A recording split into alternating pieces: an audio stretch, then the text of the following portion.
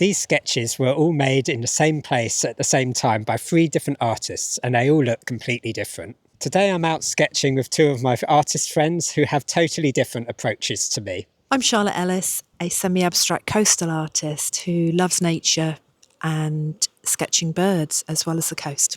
I'm Hesta from Bodkin Creates, and I'm a painter and printer, nature lover, joy seeker. And I'm Alex Boon, nature journaling artist and tutor at www.naturejournalingcircle.com. Come along with us, watch us create our artworks, and we'll each give you some tips if you'd like to make something similar yourself.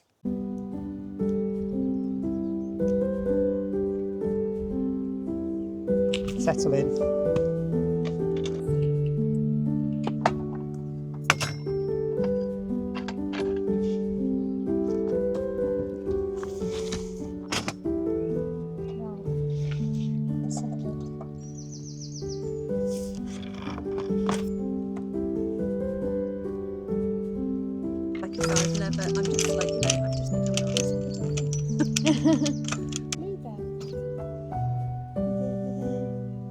But it folds. Yeah. I normally bring 2 of them, but I Quite mean, Charlotte.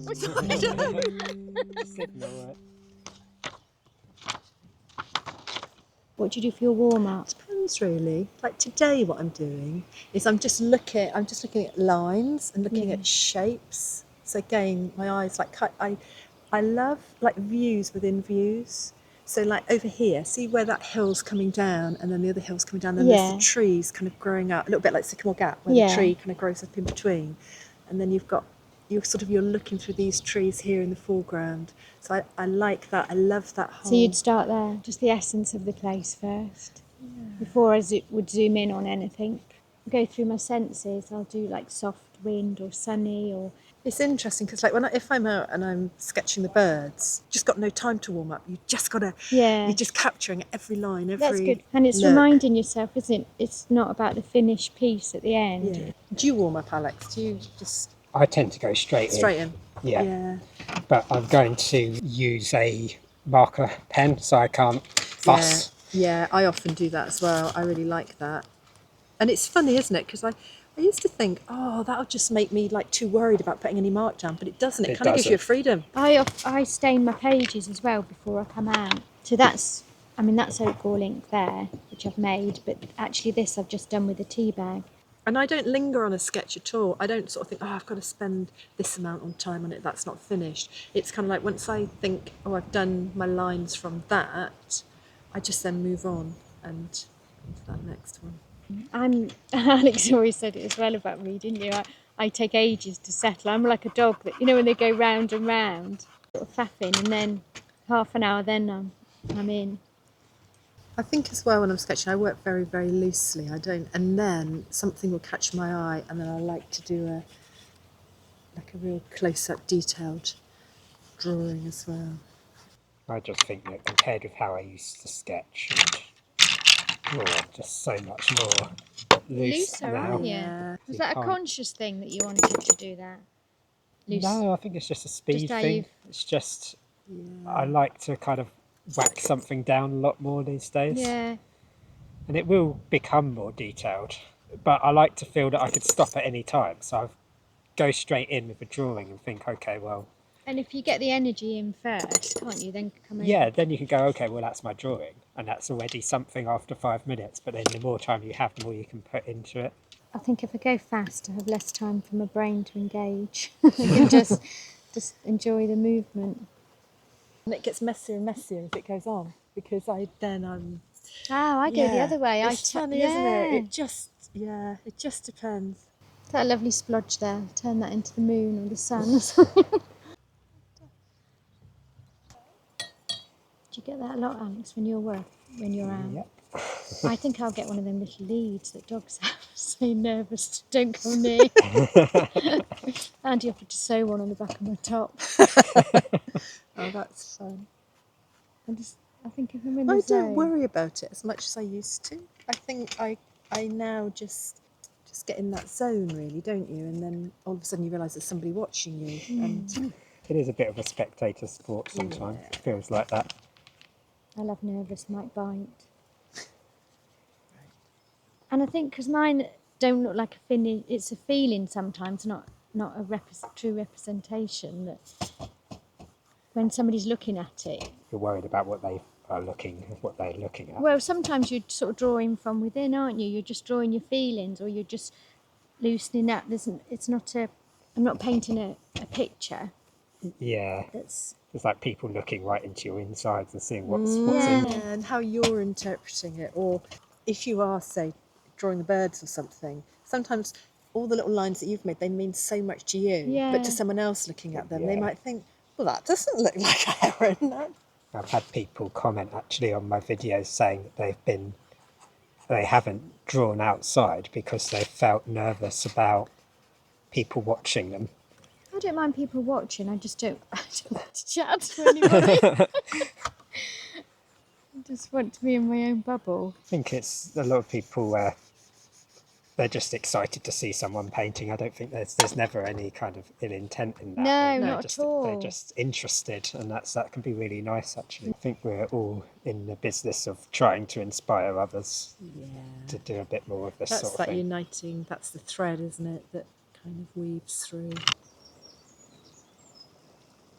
I love So that that's no whole good. thing of kind of, when you're out and about and you might find a stick or a feather or a pebble, and you kind of make a mark making with a pebble. But I've also got Yeah.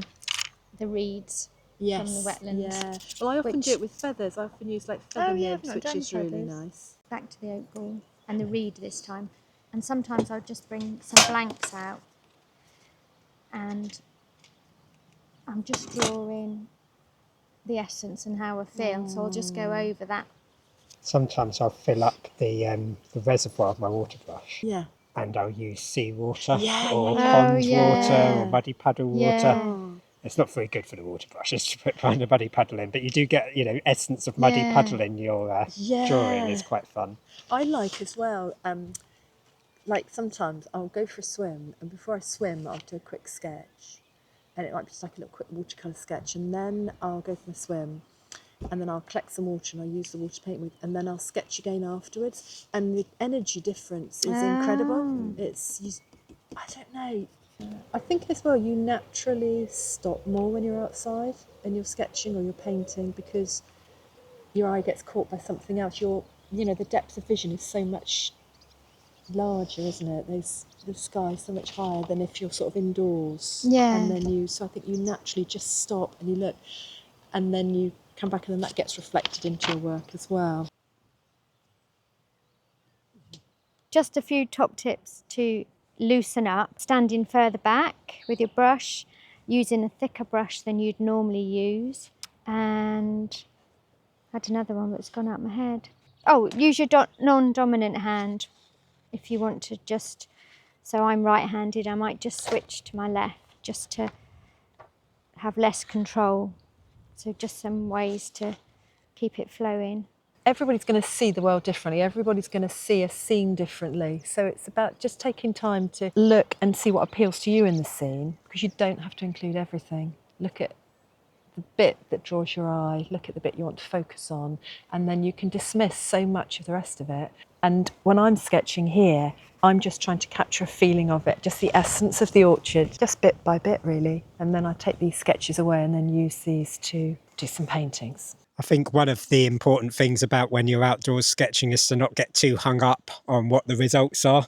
And, perhaps I'm not super happy with this, but this is what I've produced. And this is my memory of being out with my friends today in this beautiful orchard in this beautiful location. So don't worry too much about what the result is, what the final picture that you're going to put into your journal is, but focus more on how much you enjoyed the process of creating this bit of work.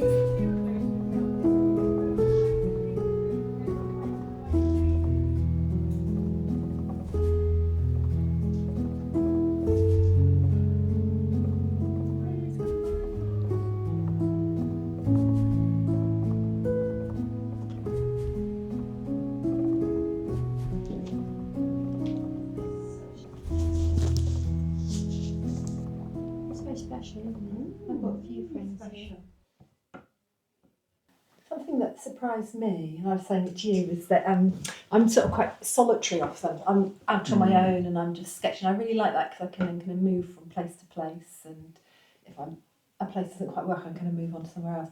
Yeah, I usually I'm out sketching on my own, so it's very nice to be out with other people and seeing how we will respond differently to that same subject. I mean, though we were all kind of pointing in different directions a little bit, weren't we? Yeah. And such a lovely, beautiful setting. Oh, setting, it's just gorgeous. Lovely Branscombe.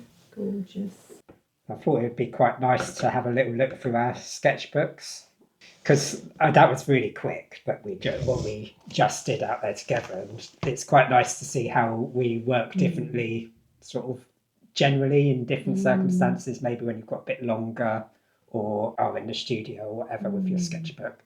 So let's take a little look at them. Okay, so my sketchbooks, they're a place to be really experimental.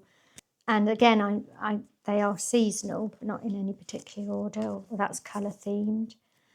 You use a lot of textures and other materials as well, like almost scrapbook parts. Yeah, pressed flowers, honesty, some fuchsia there, embroidery, the sketches in ink, collage, lace. Sometimes there's a drawing underneath. It might be more of a therapeutic process, and then I might collage over the top of it.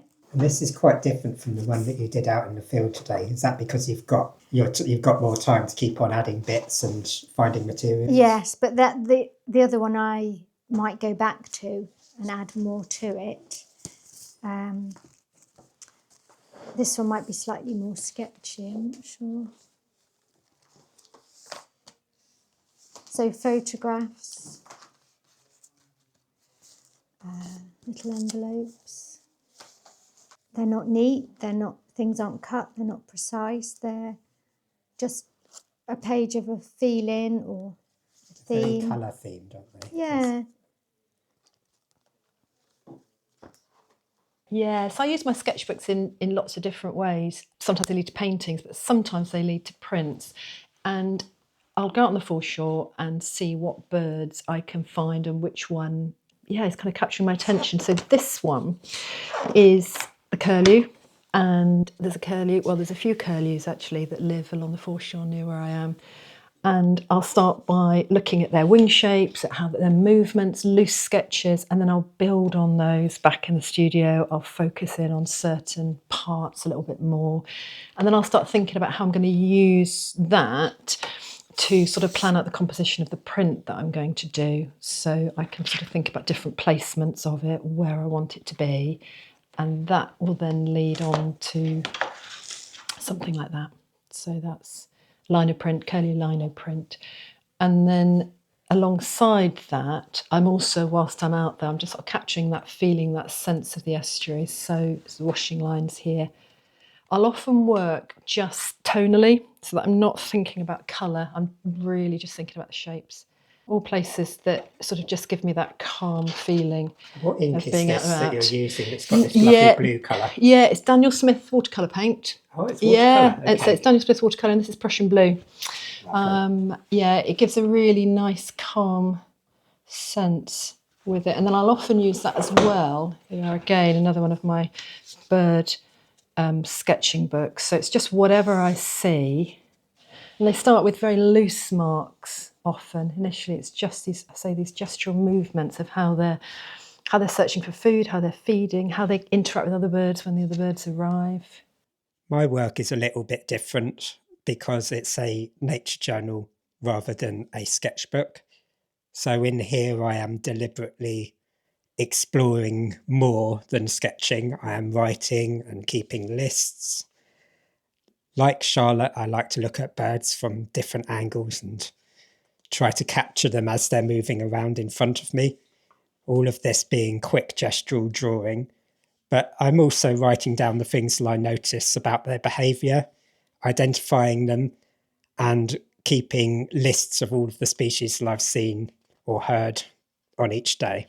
Here, using a limited palette of coloured pencils to do quick sketches out of the field. I call these thumbnail sketches, just looking at different potential landscape drawings. And this can then feed into doing more detailed drawings outside, like this one, which you would have seen in the previous video if you're a regular watcher of the channel. If you've enjoyed this video, I'll be linking both of the artists that you've seen today in the description, so do go and check out their socials and their new YouTube channels.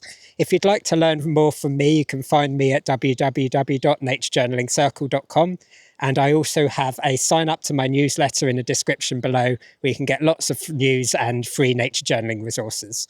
Thanks so much for watching this video. I'll see you next time.